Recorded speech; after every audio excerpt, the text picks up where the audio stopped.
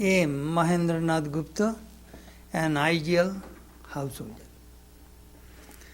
I am working now on M's life, so a desire came to speak about M because his all stories are fresh in my memory. M is the pen name of Mahendra Nath Gupta, who was the recorder of the Gospel of Sri Ramakrishna. He was born in 1854 in Calcutta. At the age of 4, he went to see the chariot festival in Mahesh with his mother. On their way back, they stopped at Dakshineshwar temple. It was 1858. Dakshineshwar temple was dedicated in 1855.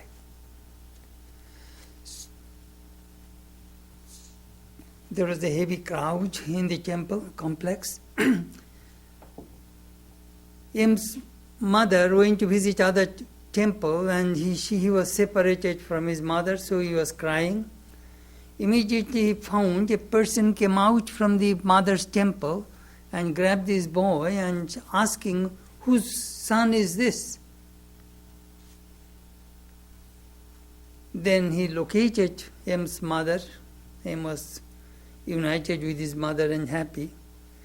He deeply felt that it was Sri Ramakrishna, whom he met at the age of 4. At that time, Sri Ramakrishna was the priest in the Kali temple.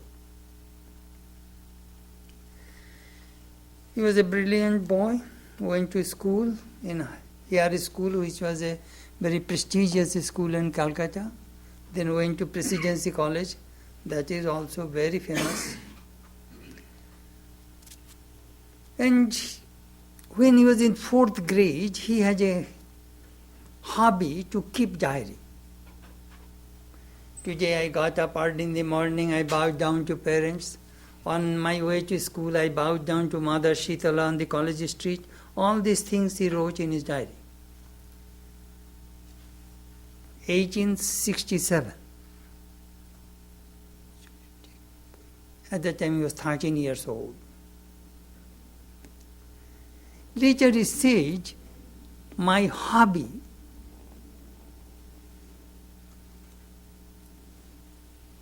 became a boon for me.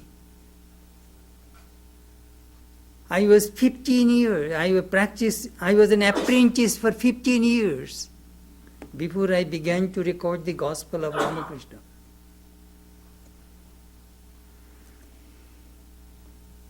Anyhow, he finished his college. He went to the law school, but his father could not afford him to provide money for his education. So he took a job. He became a headmaster of a school. And later he came to Calcutta and he went outside in Jessore for that job. Then he became the headmaster of Vidyasagar's school in Shampookur branch. He worked there from 1880 to 1886.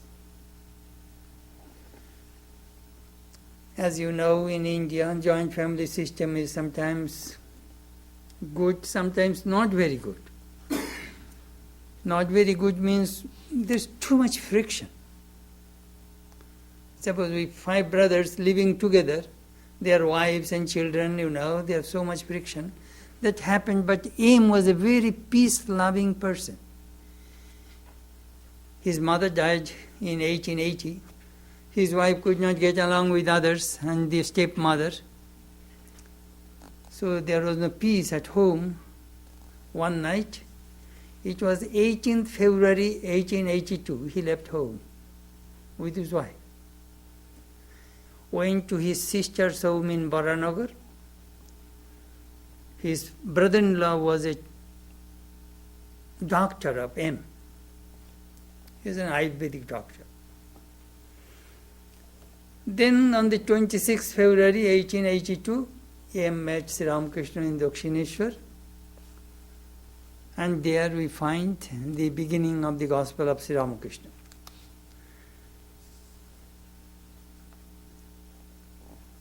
Sri Ramakrishna had the power to see people's inside and outside. From the beginning he said, Tumar Lakhon Bhalo, you have some very good signs. Your eyes are like a yogi. You are my very own, like father and son. Then he made a beautiful remark which M kept in his heart for all through his life. Pitar Oishwarya Putre Pai. The wealth of the parents go to the children.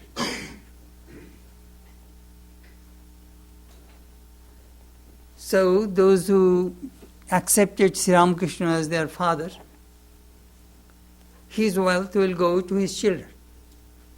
What is his wealth? Purity, spirituality, renunciation, devotion, all these are all divine qualities will go to the children of Sri Ramakrishna.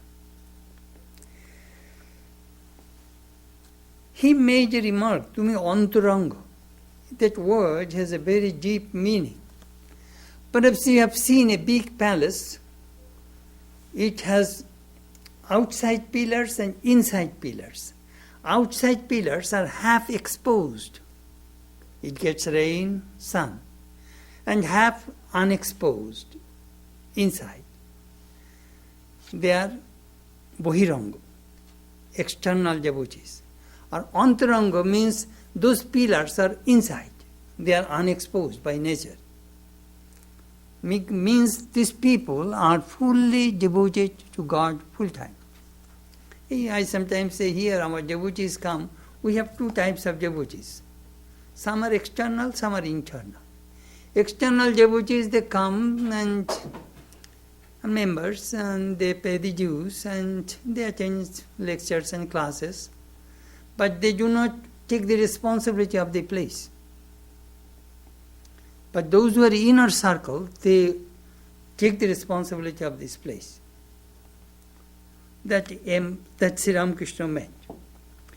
Now M played a very important role in the divine drama of Sri Ramakrishna. He was the Vyasa. Vyasa was a great sage who recorded the life of Krishna in the Bhagavatam and the message of Krishna in the Gita, in the Mahabharata. So he acted in the role of Vyasa. And he also acted in the role of Narada. According to Indian tradition, Narada is the great sage. He only chants God's name and distributes God's name to all over the world. So he distributed Sri Ramakrishna's name. He recorded Sri Ramakrishna's teaching and distributed Sri Ramakrishna's name. So he acted in two roles, Vyasa and Narada.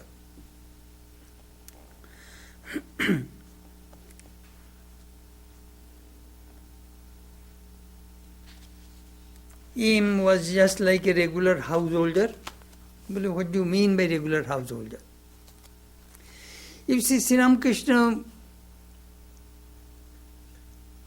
had various kinds of householder disciples. One is Nagmashai, extreme, extremely extreme, uncompromising renunciation and purity. He married twice, but no relationship with wife. If you read his life, you will be amazed. Second kind of devotees we find, Girish, Bohemian. Did not belong to that group either. Third kind of devotees we find, Ramchandra Datta. He had unflinching, so much faith in Sri Ramakrishna, unbelievable. He did not believe that Sri Ramakrishna had the cancer. He knew that Sri Ramakrishna was pretending. He is God. God cannot have any cancer. That was his belief. But we see when Sri Ramakrishna was suffering from cancer, M was crying, running to the doctor. So he did not belong to Ramchandra's group either. Next group of devotees like Surendra and Balaram. They used to support Sri Ramakrishna financially, supplying food, Rashodhar, suppliers. Sri Ramakrishna, M was not rich enough. He was just ordinary headmaster of a school. Wife, children, family, does not have too much surplus. So you see, Sri Ramakrishna M does not belong to this group of devotees. What kind of devotee he was? Sri Ramakrishna made a remark. Have you seen some people carrying heavy load on his head, at the same time watching the marriage procession? M belonged to that group. Do you know what does it mean? It means this person has tremendous responsibility on his shoulder. At the same time, he wants to see God. With marriage procession, joy, that he wants to get. It is very interesting to understand M's life. Heavy, quite heavy load on his head. But at the same time, he wants to realize God. M belongs to that group. Just regular householders. Most of the people are regular householders. Lot of responsibility, at the same time they want to realize God. It is, sometimes when you read and compare these people, then you know that what kind of person M was. Now, I wrote my paper. I shall read time to time from my paper. It is my chapter 18, An Ideal Householder Devotee. The ancient sages of the Vedas set up Hindu view of life based on spirituality, and its main goal is liberation. There are 4 stages of life, according to Vedantic tradition. Brahmacharya, ashrama, student life. Garhastha, ashrama, householder's life. Vanaprastha, ashrama, into forest dweller's house, life. And sannyas, ashrama, monk's life. Ashrama generally means a religious retreat or a training place where people practice spiritual disciplines, study, and perform their duties under the guidance of a guru. The Hindu begins life as a student, then he marries and becomes a householder. In old age he retires, and lastly he gives up the world and becomes a sannyasi. Ashrama. You see that ashrama word in our tradition is very spiritual, dignified, very honorable word. Oh, I live in an ashrama. Immediately we pay respect to that person. So, Garhastha ashrama, a householder's house, life, is an ashrama. It is a very important ashrama. Do you know why? Because only among the 4 stages of life, only householders earn money. The students do not earn money, retired person does not earn money, a monk does not earn money. Who earns money? Householders. Householder people support the whole community. So if the householder's life is shaky, disturbed, the whole society is shaky. Householder's life is extremely important. So Sri Ramakrishna not only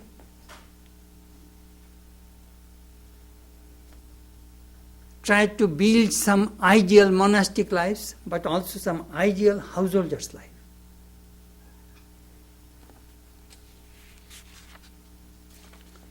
Mahanidbana Tantra says, the householder should be devoted to God.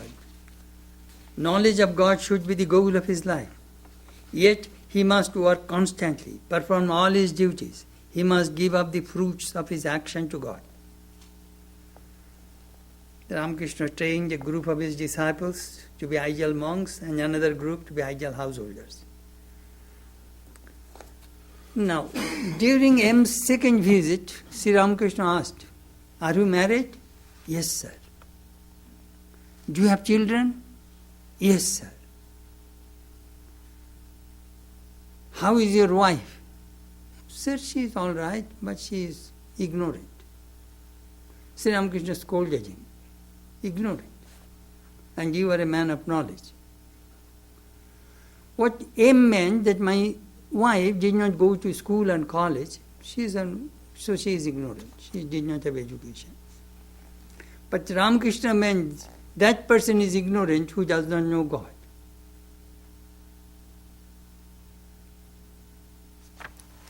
Next, he asked, fourth time Sri Ramakrishna asked him questions, and fourth time Sri Ramakrishna broke his ego. You see, M was quite highly educated, very proud man, English educated. He did not care for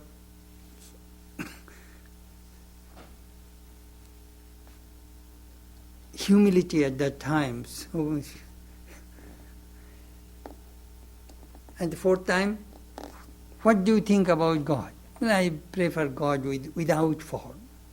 "Oh, God can be with form also." "Oh, then people should..." He did not care for Kali and the images because he was quite influenced by the Brahmo movement. So, you Calcutta people, you only understand only lecture and lecture. Sri Ramakrishna scolded him. So M wrote in his Gospel, this is the last time M tried to argue with the master, and his ego is shattered. Those are stories we read in the Gospel.